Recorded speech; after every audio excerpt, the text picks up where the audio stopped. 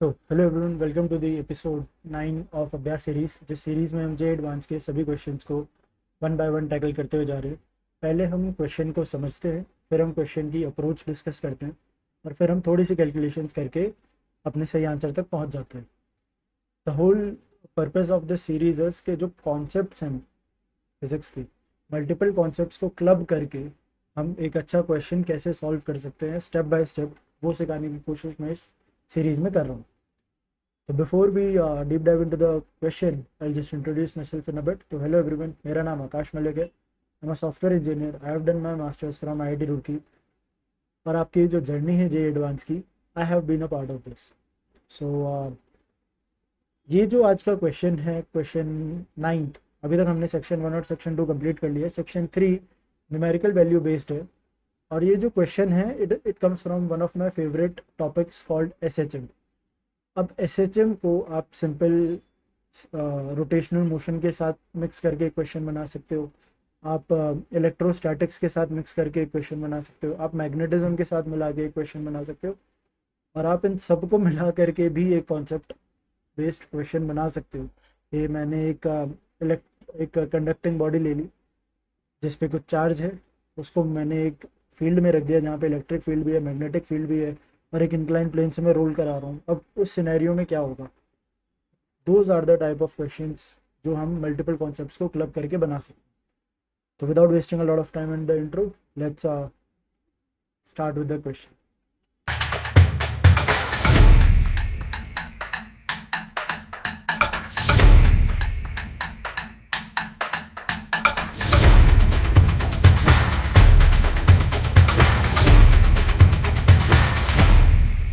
So this is question number 9, which comes from a topic called SHM and fluid mechanics. SHM plus fluid mechanics, ठीक है जी। और it's a numerical value type. तो जब हम solve करेंगे कुछ numerical value आएगी, उसके बाद वो हम ऑप्शन जो है, बेसिकली वो वैल्यू हम आंसर में लिख देंगे। ठीक है, तो पहले क्वेश्चन पढ़ लेते हैं। Question says that a tank contains two immiscible liquids of density 6 rho and 2 rho. Basically जो हैवियर डेंसिटी का लिक्विड है वो नीचे आ जाएगा, और लाइट डेंसिटी का लिक्विड जो है वो ऊपर चला जाएगा। देन इट सेज द, वो भी क्वेश्चन में दिया हुआ है, a thin rod of density rho and length L is fully immersed and hinged at the bottom. यहाँ पर कहीं उसको हिंज कर दिया ताकि वो फिक्स रहे, इसके इस पॉइंट हिंज के अबाउट ऐसे ऐसे ऑसिलेट कर सके। फिर if the rod is slightly disturb from its equilibrium, the time period of small oscillations is 2 pi upon n root L by g. We have to find the value of n. ठीक है, तो इस type के questions बहुत सारे practice कराए जाते हैं, तो मैं भी ज़्यादा टाइम वेस्ट ना करते हुए I will start with the solution. तो पहले एक बार मैं डायग्राम दोबारा से ड्रॉ कर देता हूँ।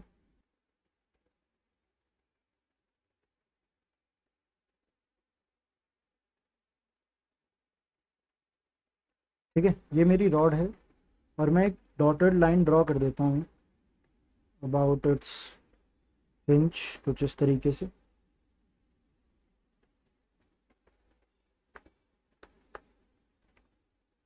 और बेसिकली इनिशियल पोजीशन मैंने डॉटेड लाइन से शो कर दी है, और कुछ थीटा एंगल से मैं इस रॉड को डिस्प्लेस कर देता हूँ, जो कि क्वेश्चन में दिया है कि if I slightly disturb it from its equilibrium position. ठीक है, और यहाँ पर इसको हिंज किया हुआ है इस तरीके से, हम इसे हिंज मान लेते हैं इस पॉइंट के अबाउट। ठीक है, तो सबसे पहले और एक और चीज़ दी हुई है दैट टू इमिसिबल लिक्विड्स हैं। ठीक है जी, यहाँ पर 6 रो और ऊपर 2 रो।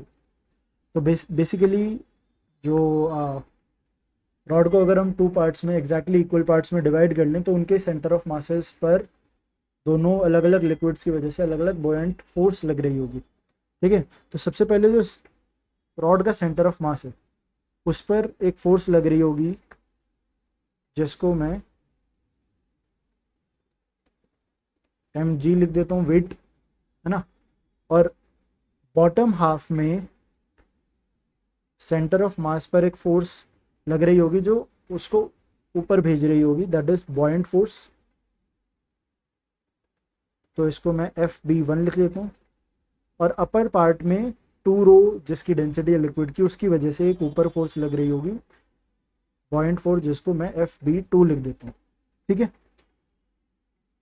तो बेसिकली किसी भी ऑसिलेशन का टाइम पीरियड निकालना होता है तो हमें जो रीस्टोरिंग टॉर्क है वो निकालना पड़ता है, और उसको अगर मैं आई इंटू ओमेगा के बराबर लिख दूं तो मेरे पास आई इंटू ओमेगा स्क्वायर, हम सॉरी, तो मेरे पास जो है टाइम पीरियड निकल के आ जाता है यहाँ से, time period is equals to 2 pi omega. अगर आपने वन शॉट सीरीज देखी है तो ये जो कॉन्सेप्ट है एसएचएम में टाइम पीरियड निकालने का, ये मैंने आपको वहाँ पर बहुत अच्छे से समझाया हुआ है। तो अगर मैं कोई भी एक डायरेक्शन पॉजिटिव मान लूँ तो उसके अपोजिट जितनी फोर्सेस लग रही होंगी उसके कारण जो टॉर्क है वो अब अलग डायरेक्शन में लग रहा होगा। तो बेसिकली मैं मान लेता हूँ कि क्लॉकवाइज जो डायरेक्शन है उसको पॉजिटिव मान लिया, तो एम के कारण टॉर्क कुछ इस डायरेक्शन में लग रहा है, पॉइंट फोर्सेस के कारण कुछ इस डायरेक्शन में लग रहा है। फोर्सेस हैं हमारे पास, डायरेक्शन हम कैलकुलेट कर सकते हैं राइट हैंड रूल से। Now let's start with calculating the buoyant forces, और फिर हम net torque which is restoring torque calculate करके जो है अपनी वैल्यूज पुट करके हम आंसर कैलकुलेट करेंगे। तो सबसे पहले मेरे पास एफ बी वन वो कितना होगा, रो वी जी, ठीक है ना। तो मैं रो वी जी लिख देता हूँ, but rho one V one लिखना पड़ेगा बिकॉज लिक्विड्स अलग हैं और वॉल्यूम दोनों की अलग अलग रहेगी। तो रो वन कितना है मेरे पास 6 रो मल्टीप्लाइड बाय वॉल्यूम, वॉल्यूम मुझे सिर्फ इस वाले पार्ट का निकालना है, तो ये हो जाएगा मेरे पास। एरिया मुझे क्वेश्चन में दिया हुआ है, दैट एरिया इज दिया हुआ है, अज्यूम कर लेते हैं एरिया ए है, तो A into L/2 which is the length, तो उससे वॉल्यूम आ जाएगी मल्टीप्लाइड बाई जी। तो एफ बी वन की वैल्यू मेरे पास आ गई है निकल करके 3 रो ए एल जी। ठीक है। Similarly buoyant force on the upper half rho two V two G which is equals to 2 rho multiplied by A into L/2 times G. तो मेरे पास बॉइंट फोर्स 2 आ गई रो ए एल जी। ठीक है जी। Now comes the main part, net restoring torque निकालना है और उसको इक्वेट कर देना है। ठीक है जी। तो वो हो जाएगा मेरे पास, अगर मैंने क्लॉकवाइज को पॉजिटिव माना है तो वेट की वजह से पॉजिटिव और बॉइंट फोर्सेस की वजह से एंटी क्लॉकवाइज तो माइनस साइन। तो मैं लिख सकता हूँ restoring torque is equals to torque due to weight minus torque due to buoyant force 1 minus torque due to buoyant force 2। ठीक है। सबकी वैल्यूज पुट कर देंगे एम जी, तो m g is nothing but rho A L that is a volume, और मुझे दिया हुआ है दैट रॉड की डेंसिटी रो के बराबर है, perfect, rho A L g minus, basically अब टॉर्क निकालना है तो फोर्स को मल्टीप्लाई करना पड़ेगा द विद द डिस्टेंस, तो विच इज कैसे कैलकुलेट करेंगे मैं बता देता हूँ आपको। तो बेसिकली ये वाला जो डिस्टेंस है from the hinge that is L/2, but कभी भी जो डिस्टेंस निकालना होता है वो हमें परपेंडिकुलर डिस्टेंस निकालना होता है।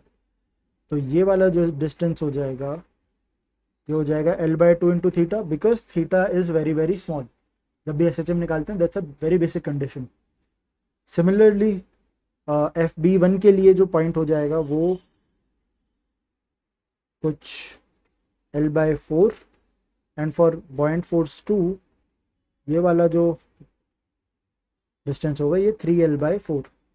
ठीक है जी, आई होप यहाँ तक कोई दिक्कत नहीं है। Now I will just multiply it with l/2 into theta minus 3 rho A L g multiplied by l/4 into theta minus rho A L g times 3l/4 into theta. Simple है। और इसको मुझे इक्वेट करना है आई omega से, तो आई कितना होगा ml²/3 times omega square, right. तो ये कुछ मेरे पास कैलकुलेट करोगे तो ये आ रहा है rho A L square G थीटा/2 minus 3 rho A L G theta, L square हो जाएगा बेसिकली मल्टीप्लाई के बाद डिवाइड बाय 2। यहाँ से सिंपली मुझे पता चल रहा है कितना आ रहा है 1/2 माइनस 3/2 1 के बराबर हो जाएगा rho A L square theta with a negative sign is equals to I omega square. अभी के लिए इतना लिख रहा हूँ मैं। ठीक है जी। नाउ आई की वैल्यू पता है मुझे ml²/3। ठीक है, which comes out to be rho A L times L square omega square by 3। ठीक है, अब मैं ये वैल्यू जो है यहाँ पर पुट कर देता हूँ, तो मेरे पास आ जाएगा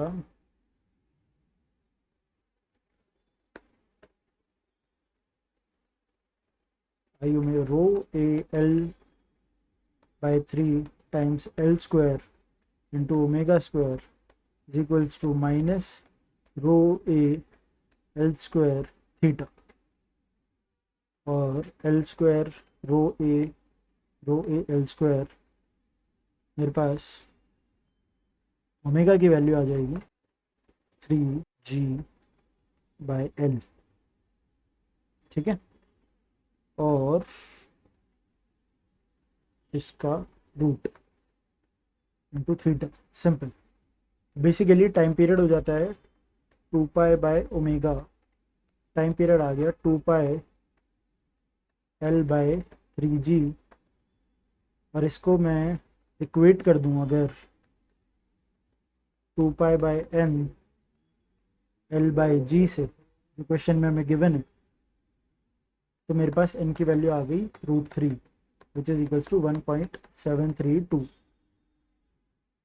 वो मैं वैल्यू यहाँ पर लिख दूंगा 1.732 विच is the answer for this question. I know जो क्वेश्चन है थोड़ा सा लेंदी है, बहुत सारी कैलकुलेशंस हैं, but that is the beauty of SHM कि अगर आपको सिंपल इक्वेशन पता है वहाँ से आप ओमेगा कैलकुलेट करके सिंपल टाइम पीरियड के फॉर्मूला में पुट कर सकते हो और आपका आंसर निकल के आ जाए।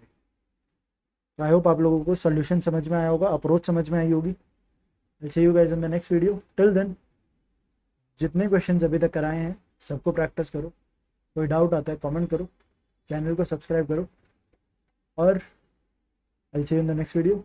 Tata, see you, good bye, enjoy life.